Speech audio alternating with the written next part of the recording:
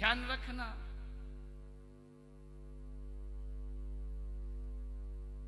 जीवन को महान बनाना है। विकल्प बहुत सारे हैं मन में, विकल्पों को मिटाना है तो संकल्प लेना बहुत जरूरी है। और बिना संकल्प के कभी विकल्प नहीं मिटता है, और उसी संकल्प का नाम संयम हुआ करता है। और जो उस संकल्प को स्थायी रखता है वो संकल्प संकल्प नहीं होता, वो संकल्प उत्तम संयम बनकर के जीवन में प्रकट हो जाता है। भीतर ही सब कुछ है, बाहर कुछ नहीं, भीतर तलाशो। मुल्ला नसरुद्दीन बाहर बहुत खोजता था, उसका एक दिन चश्मा खो गया। बहुत खोजा कि चश्मा गया कहां, अलमारी देखी, सब जगह देखा, चश्मा नहीं मिला। उदास होकर के एक टेबल पर हाथ रख करके बैठ गया, चिंतन करने लगा कि चश्मा गया तो गया कहां। विचार करिए, ज्यादा विचारकों से कुछ नहीं होता। और एक बात स्मरण में रखना, जिसको शास्त्र नहीं आते, ग्रंथ नहीं पढ़े, वो जल्दी वैरागी होता है।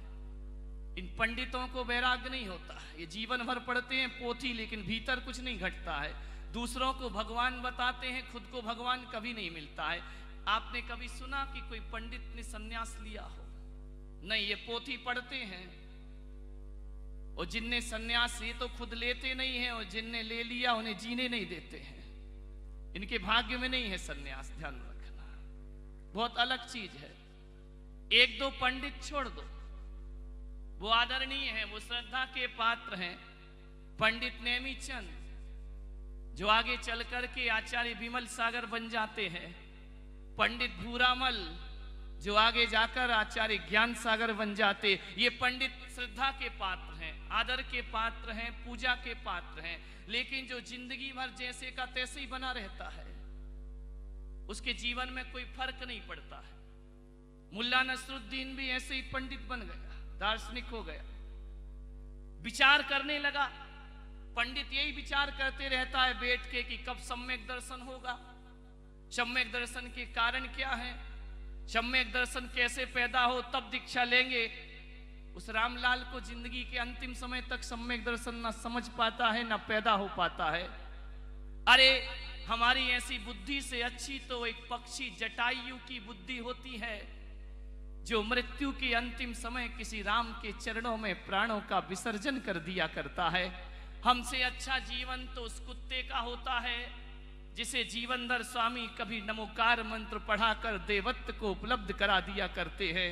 और हम विचारकों से अच्छे तो वो नाग नागिन होते हैं, जो अंत समय किसी तीर्थंकर से मंत्र सुनते हैं और धर्मेंद्र पद्मावती बनकर के खड़े हो जाया करते। हमारा जीवन देखो, हम सोचते बहुत हैं कि व्रत लें या नहीं लें, संयम लें या नहीं लें, बहुत सोचते हैं।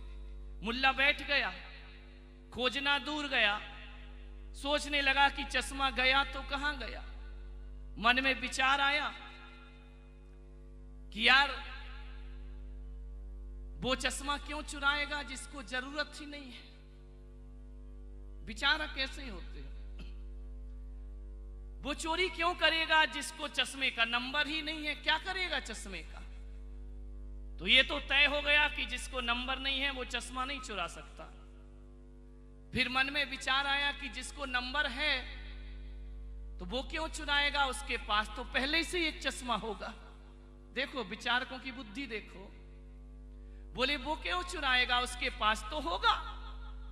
यदि नंबर है तो चश्मा जरूर होगा, और जिसके पास नंबर नहीं है वो चश्मे का करेगा क्या।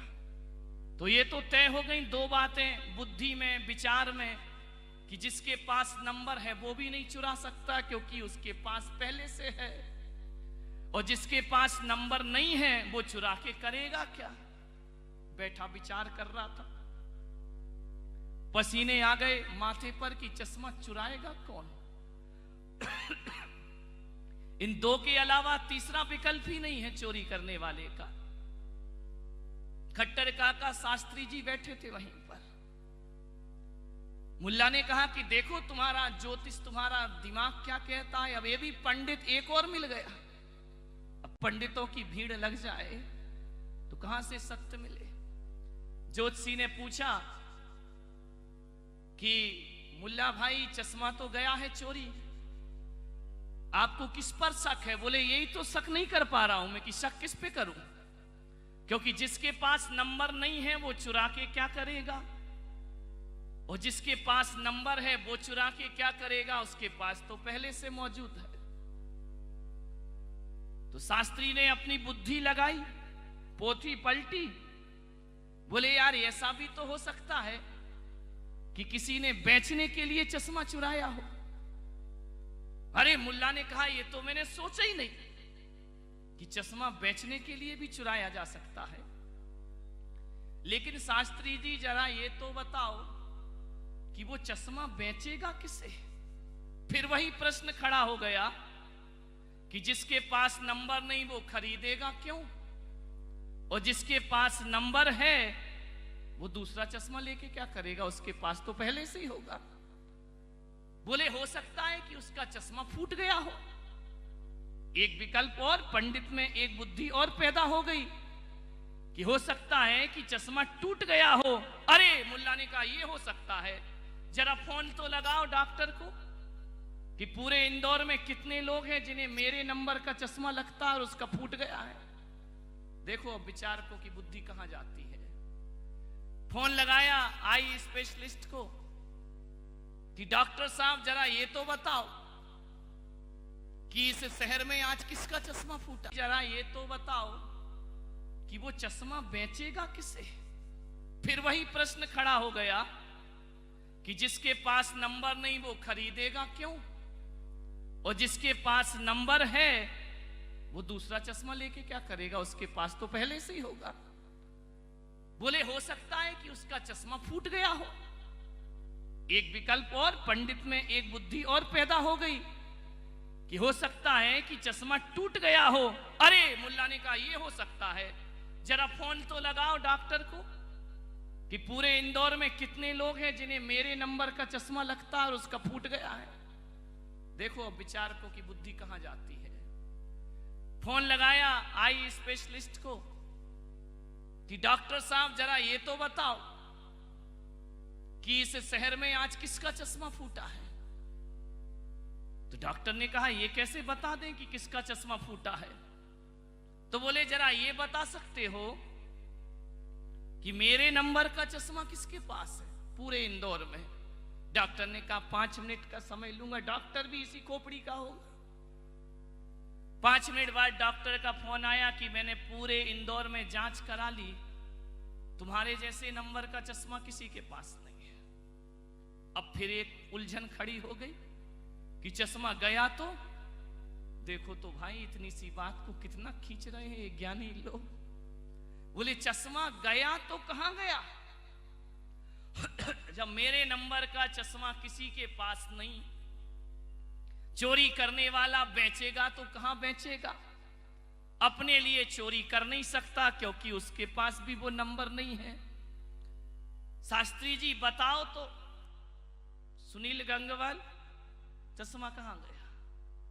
शास्त्री जी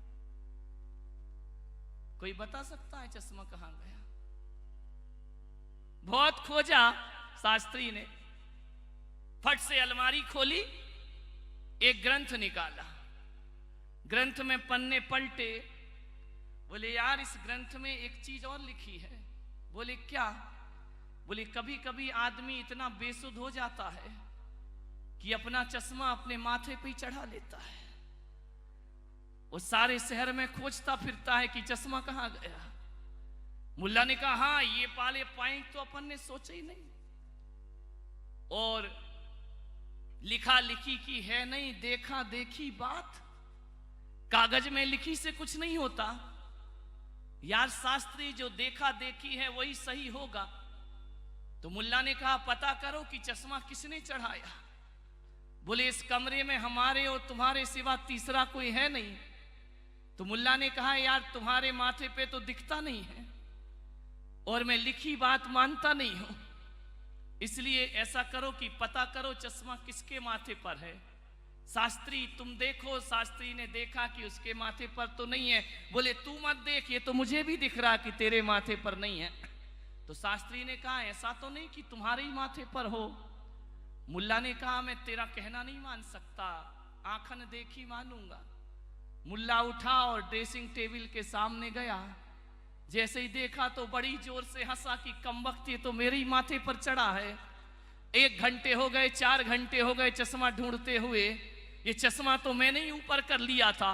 बड़ा खुश हुआ कि शास्त्री जी मिल गया चश्मा, मिल गया चश्मा। इतना खुश हुआ कि धड़ से चश्मा नीचे गिरा और टुकड़े टुकड़े हो गए। ध्यान रखना, कुछ नहीं मिला। लास्ट में अपने ही पास रखा हुआ हंसी में ऐसा गिरा कि सारे शीशे टूट गए। ध्यान रखना, समझ गए होंगे आप बात कि संयम का धन, संयम का चश्मा कहीं नीचे नहीं हमारे माथे पर चढ़ा है। लेकिन अफसोस तो इस बात की है कि हम इतने खो जाते हैं किताबों में, इतने खो जाते हैं शास्त्रों में, कि जब तक वो बात शास्त्रों में ना मिले हम उसे सत्य मानते ही नहीं हैं।